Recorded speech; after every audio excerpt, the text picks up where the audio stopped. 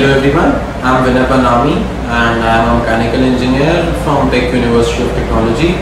I got 99.94 in CAT 12 and my sectional was I had 99.48 in quant and 99.88 in verbal and logical reasoning. And now today I'm here to discuss about how to prepare for verbal and logical reasoning section, that is the section 2. Firstly, I believe that this is one section where you need to have a strategy.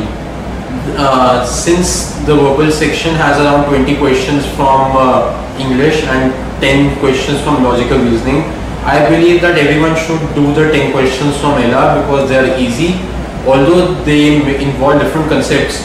But at the same time, I believe that they are easy to solve, and these 10 questions should be solved in all circumstances.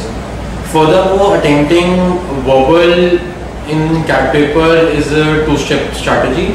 One thing is that there are questions which are from the comprehension, and the second is the questions which include sentence correction, sentence rearrangement, usage of words and stuff like that.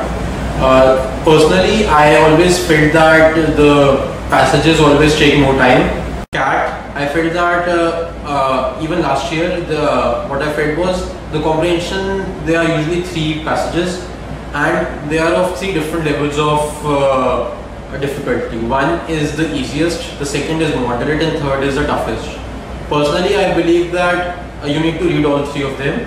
You need to solve the one which is the easiest, and also you need to attempt the one which is moderate. You can leave one question out of 3 in that. That is one way to do it. And as far as the third question, the RC passage is concerned, which is very difficult, so I personally believe that you can leave out that, because over attempting can be a problem in CAT, especially in the verbal section. So rather than over attempting getting negative, you can perhaps work towards a strategy where you can actually skip out those 3 questions from one very difficult RC and focus your time on the other questions. That is one aspect. Other than that, when you are attempting a verbal, you need to make sure that sometimes you need to go with what you feel rather than what you can judge out. Because I believe personally that English and verbal are something which when you are even when you are writing it or giving a written test, that is something which you have to speak, and sometimes you can always judge whether the sentence is correct or wrong by just speaking it in one go. You can decide whether that is right or wrong. So personally, that was one way I used to think that if I usually speak this sentence, how will I say this? And using that can be helped. Furthermore, reading also helps improve your verbal skills. I personally believe you cannot improve your verbal skills drastically in 1 month course. You can get to know about all the fundamentals, and at the same time you can get to know about how to attempt a paper. But verbal skills are overall development of how you read over a period of time.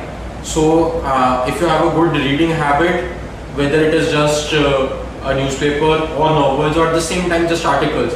For example, I personally read articles related to football, and since these are written in English, so I am basically doing something which is out of my passion, and at the same time I am also improving my English. So reading is a very important aspect even outside. Whether you are in doing something in college, whether you are attending your classes, what you can do is try to correct grammar of others and improve in sentence correction. So that is one thing that helps when you are preparing for verbal, since it is an ongoing spontaneous process.